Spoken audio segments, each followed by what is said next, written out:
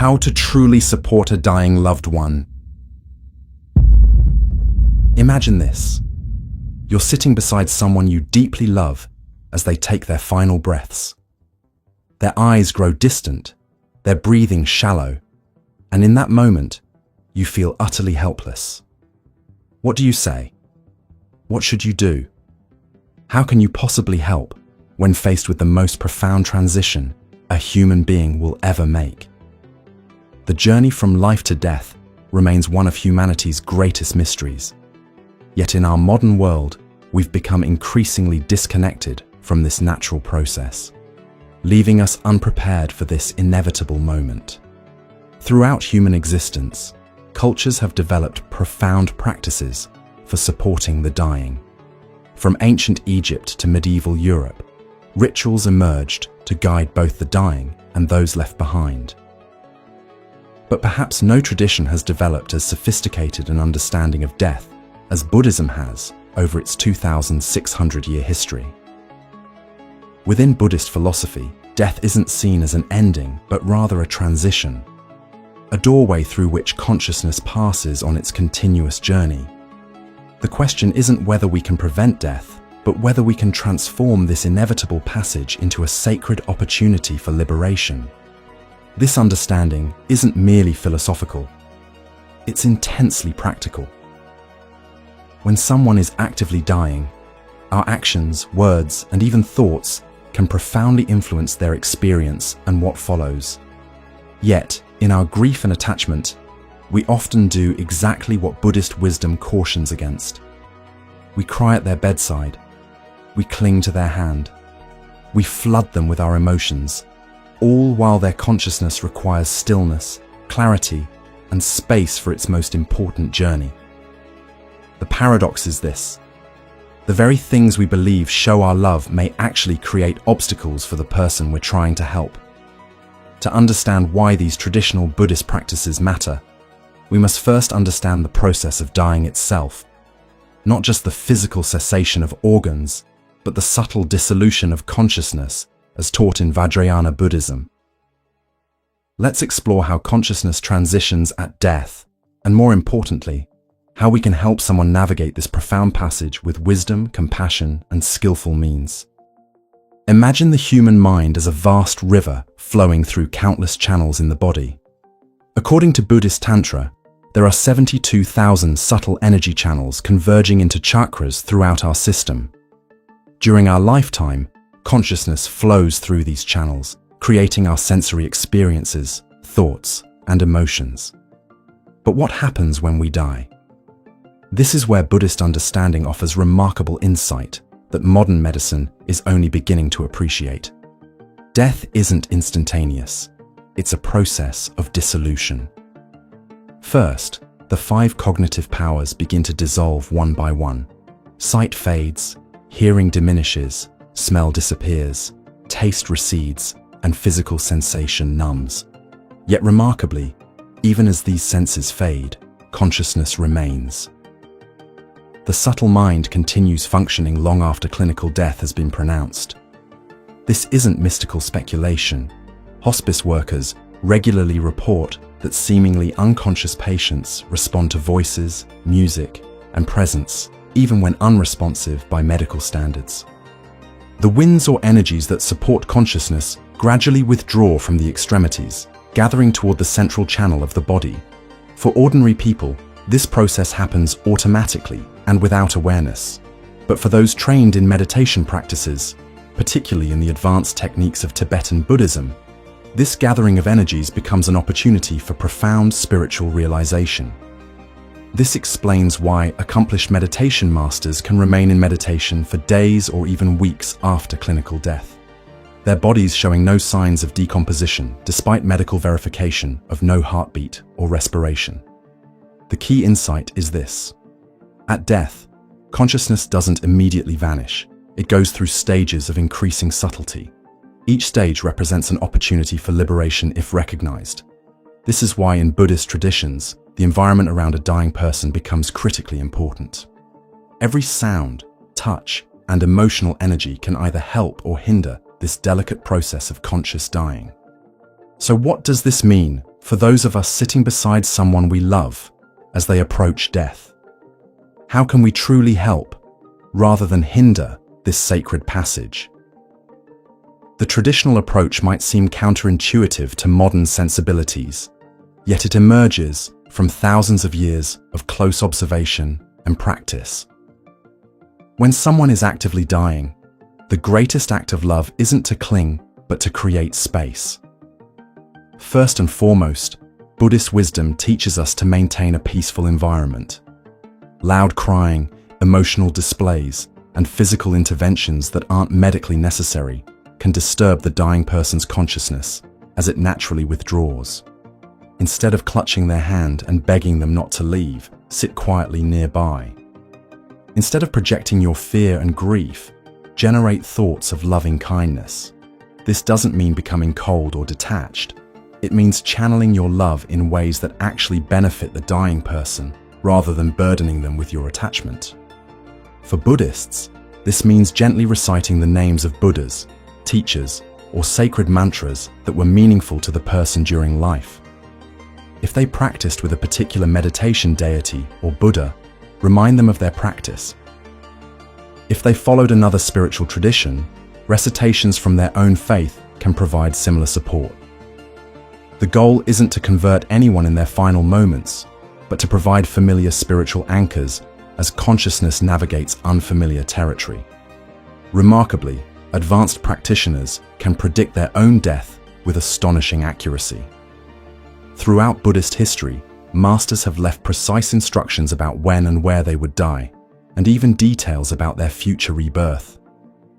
Young children recognized as reincarnations often display uncanny knowledge of their previous lives, recalling names of students, recognizing belongings, and even speaking in ways characteristic of the deceased master. These documented cases suggest consciousness continues its journey with far more continuity than materialist views would suggest. After physical death occurs, the subtle consciousness may remain connected to the body for a period. Buddhist tradition teaches that for accomplished meditators, this connection can last for days as they rest in profound meditation states. For ordinary practitioners, it may be shorter but still significant. This is why Buddhist traditions advise against immediately moving or disturbing the body. If possible, allow the body to rest undisturbed while continuing peaceful recitations nearby. When the subtle consciousness finally departs, tradition teaches it can exit through different openings in the body, with the crown of the head being most auspicious. This is why in Buddhist practices, a teacher or practitioner might place something sacred on the deceased's head, not as superstition, but as a final act of spiritual guidance, drawing consciousness upward toward fortunate rebirth realms. But here's the paradox that challenges our understanding. While these practices matter greatly, they matter most when established during life, not hastily applied at death. The greatest gift we can offer someone isn't just a peaceful death, but a life lived with spiritual awareness that prepares them for this transition. If someone practiced meditation, lived ethically, and developed insight during life, these qualities naturally manifest at death. The continuity of mind doesn't suddenly change. It deepens and reveals its true nature. So what does this mean for us, the living? How can we navigate death, both our own inevitable passing and that of those we love, with greater wisdom? The answer lies in understanding power differently, not as control over death, which is impossible, but as mastery of our relationship with impermanence. Buddhist wisdom teaches that death isn't a failure or an enemy to be conquered, but a teacher that can awaken us to the preciousness of each moment. The greatest misunderstanding about death in contemporary society is that it represents an ending, the cessation of everything a person has been. Buddhism offers a profoundly different view.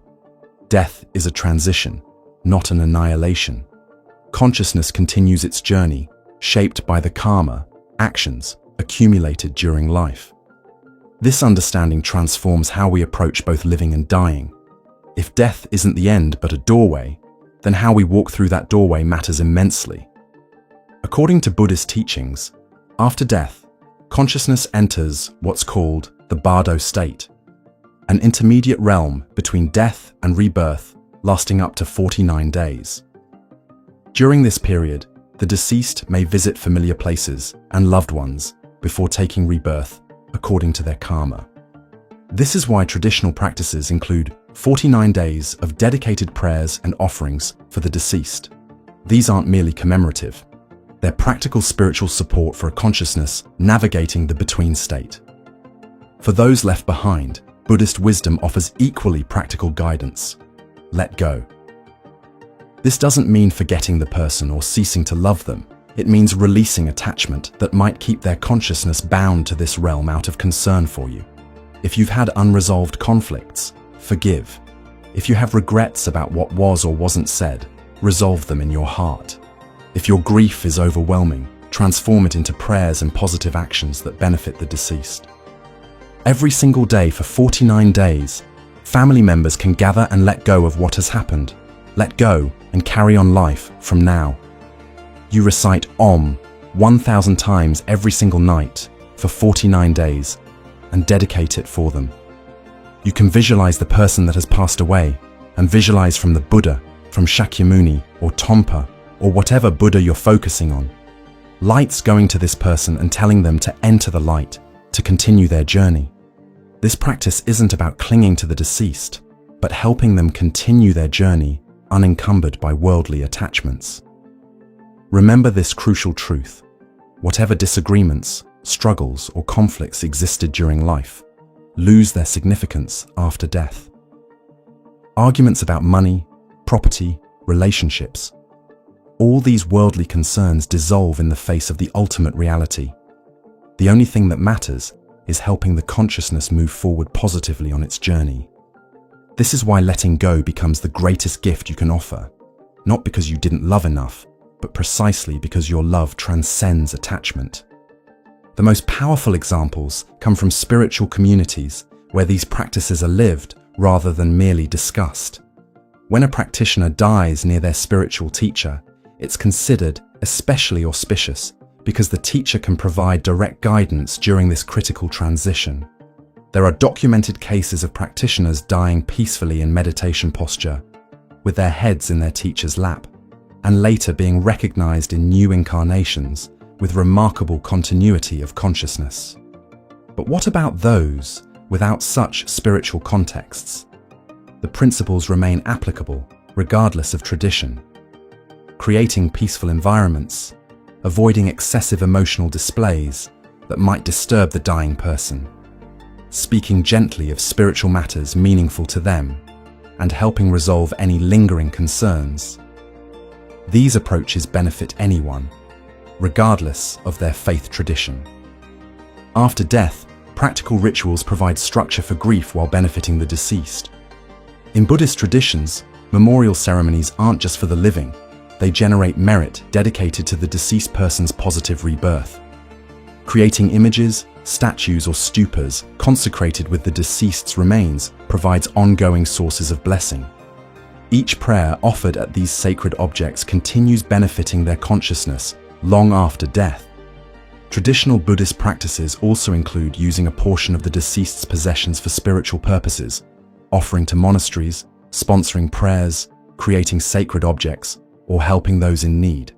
These actions transform material attachments into spiritual merit that follows consciousness beyond death.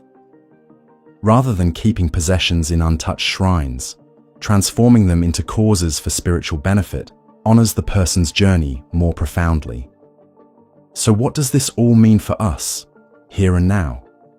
How do we integrate these ancient wisdom teachings into our modern understanding of death and dying? The answer isn't about blindly adopting ritual practices, but recognizing the profound psychological and spiritual insights they contain.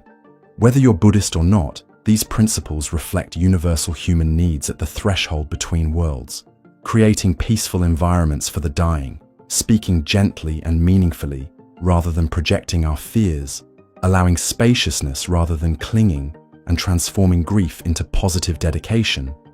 These approaches honor the profound transition of consciousness that death represents.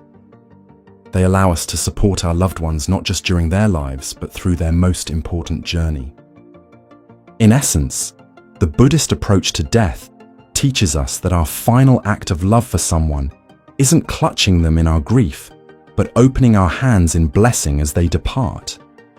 It's releasing them into the natural flow of consciousness with our prayers, our goodwill, and our sincere wish for their well-being beyond the boundaries of this life. This isn't abandonment. It's the ultimate respect for the continuity of consciousness on its eternal journey. The Buddhist teachings remind us that death isn't the opposite of life. It's part of life's continuous unfolding. By understanding the process deeply, we transform fear into wisdom, grief into compassionate action, and confusion into clear presence. In doing so, we offer our dying loved ones the greatest gift, not just a good death, but passage into whatever lies beyond with our blessing, our love, and our profound respect for their continuing journey.